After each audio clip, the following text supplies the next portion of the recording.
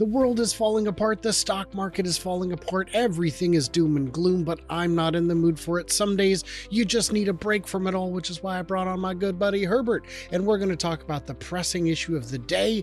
But what is it? Before I give you the intro, I'll just tell you, puppies! I'm Brian. Welcome to Future Ozza. So yeah, we're talking puppies today, Herbert. This is a little grok-generated dog in a suit. This one's great, but he's got too many logos. You're overdoing it, Goldie. Come on. And this one, I don't even know how that's Tesla inspired, but fair enough. Some little logos. It's having fun. Okay, let's talk about dog mode.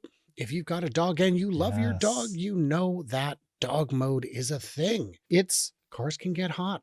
I've got some articles about this that are, I've put the most informative ones at the top.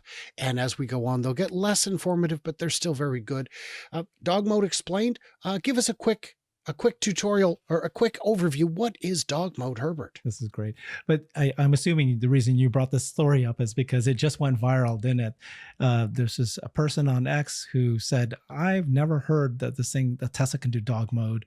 And it's been around for years. We all know about it, but the general public doesn't know these simple little things. So basically using the app, you can set the car to dog mode. You have a dog inside the car, it won't get hot. It'll know what the temperature is. It'll know how to make sure that your pets are safe and they're comfortable. And then a nice little sign appears right on the screen saying, don't worry, our pet is okay, because oftentimes if you leave not only dogs but children inside the car, it gets too hot and people have died, or children and dogs have died. So you got to take care of them. Love this feature because it's just something they didn't need to do, and yet so many people appreciate it. Right? It's something you can do. Yes. Why not do it? Yeah. Well, what happened was, as I understand it, the feature already existed. It just wasn't called that. It was called keep. And when you get out of the car, you can hit the button and say, keep it at this temperature, so that when I get back to my car, it's not 180 degrees in here, nor 0 degrees in here. It's going to be at whatever temperature you set. And then people would put stickers in their window, signs that say, please don't bash my window in. That it's climate controlled, the dog's fine. And someone requested it on Twitter at the time and said, hey, can we just make this? Oh, you know what? Yeah, we'll make an official dog mode. And they've also enabled it so that you can see the interior cabin on your app while the car is in dog mode to make sure that Fluffy is okay. It's wonderful. Yeah. Now, and then they had an early version called Joe mode, because a father wanted to make sure that the sounds of the car doesn't wake up his children when they're sleeping, and so they created Joe mode. Click that on and every sound becomes just a little bit less loud. And this, and then now they have a new feature, which is even more serious, right? Which is the car can actually detect if there's children in a car seat, who's sitting where, and they can adjust the seat belt. So if that car seat is going to be flying off some sort of accident, they'll adjust to that. And they'll know whether or not you've left a child in the car. That's much more important than all these other features. But it really is, because the car knows if you've got a car seat buckled in. It knows if there's weight in that seat. Yeah. Why not just make it that much easier to not make a silly, stupid mistake that a lot of people have made? It's easy to space out for a minute or put your brain in autopilot. Almost happened to me. I mean, that's why I know this very well. When my children were very, very young, and you're just out of it. You're out of it. You're driving your car, and you're used to getting out of the car and going somewhere, and then you realize, oh crap, because the baby's sitting in a car seat, very quiet the whole ride. You just sometimes, your mind's going elsewhere. I've never left the child in the car, but I can understand why some people have done this. I totally understand that can happen. Yeah. So yeah, you can turn it on when you first get out of the car. You can turn it on via the app. As long as your battery is over 20%, it'll use 1 to 3% of the battery per hour. So if it's a half hour, you're talking 0.5% to 1.5%. Don't leave your dog in the car for prolonged periods. And you can of course see the interior cabin. It is wonderful. It's just one more thing. Now there are companies that do the same thing with internal combustion. It doesn't work the same. You have to leave the car running. That's not a good thing. So let's actually talk about some real stuff, some actual research. This picture's great. I had to include it. Your car in a matter of minutes can get up to outrageous temperatures. After driving for 8 kilometers, the experts parked the car in a climate chamber heated to 35 degrees Celsius and activated the climate control settings inside the car to 20 degrees. So it's very hot out. The cabin remained stable even when exposing the car to additional simulated sunlight. Without using it, it got up to 40 degrees Celsius within 30 minutes, and cracking open the windows didn't help because it doesn't move that much air, Not every part of the car was cooled equally. If you have a dog in a crate in the back, it's not going to stay as cool. So that's something to be aware of as well. But driving internal combustion, that's different. It has to, generally speaking, the AC compressor will not run without the motor running. Yeah. There are systems you can get aftermarket that would do that. Some hybrids could do it. Dog mode is still rare.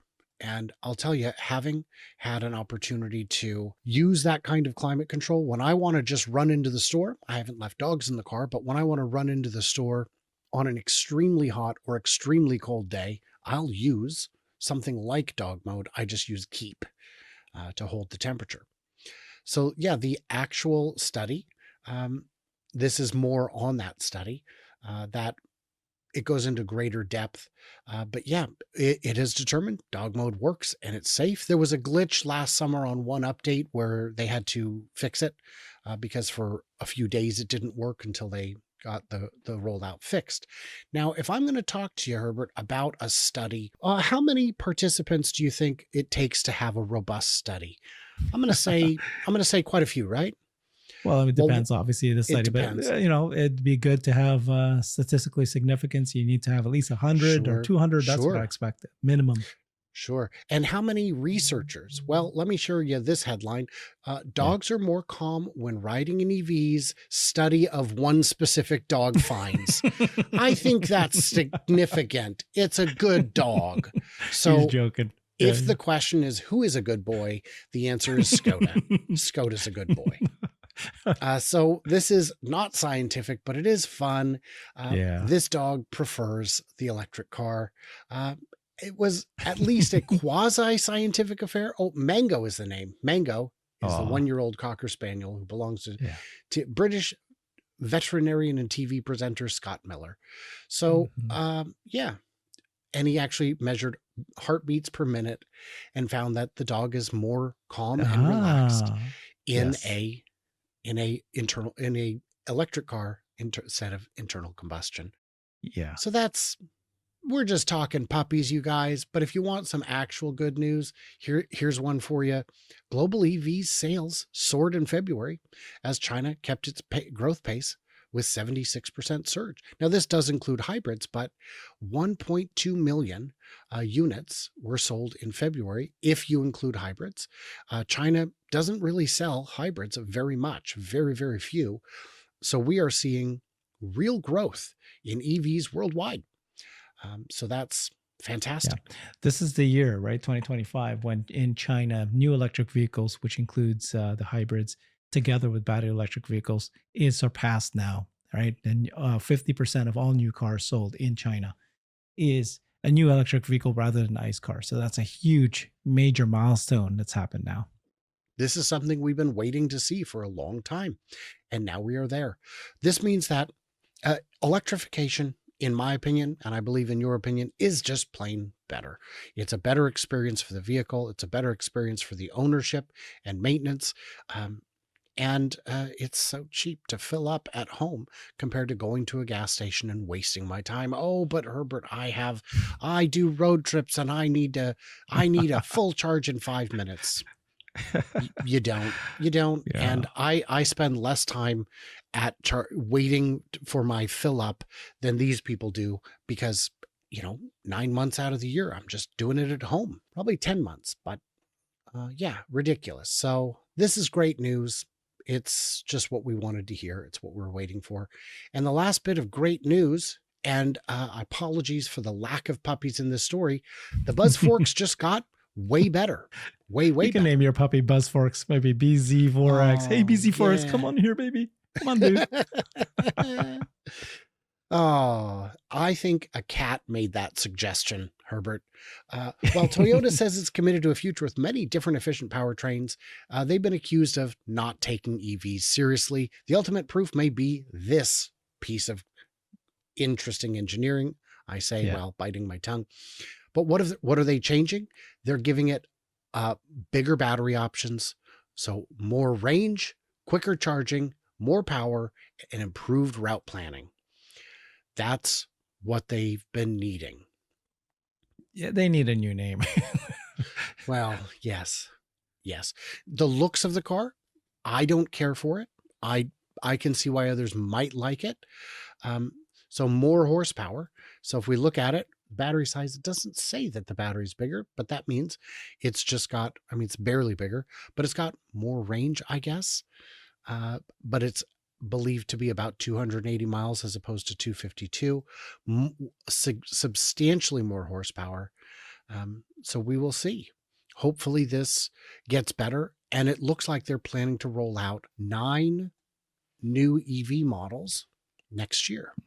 Okay, let's see if it happens. That's great. Toyota needs to get in the game. Yeah. I do get a lot of criticism in the comments, people saying, why are you so hard on Volkswagen for their ID1 or Ram for their EV pickup?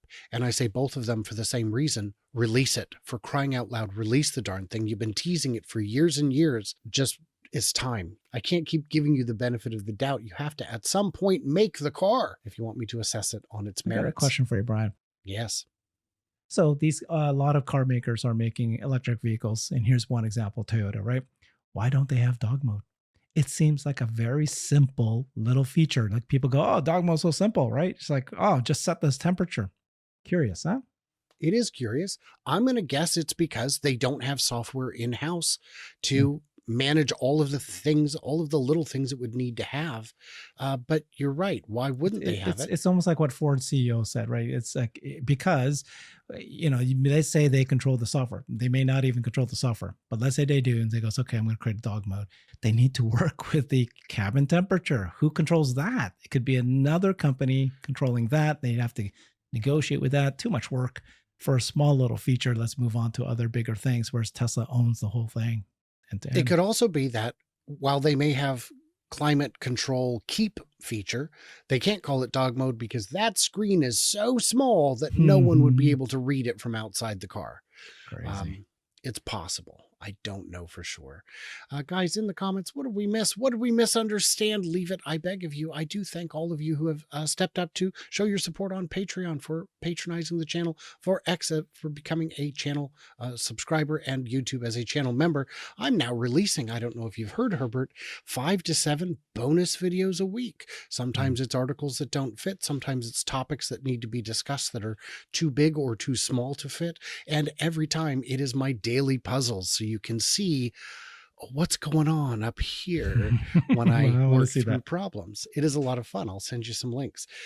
Everybody else, like, subscribe. Subscribing is still free. It does help the channel tremendously. And stay tuned, stay juicy, and I cannot wait to hear from you clever robots when you bring your dog to an event.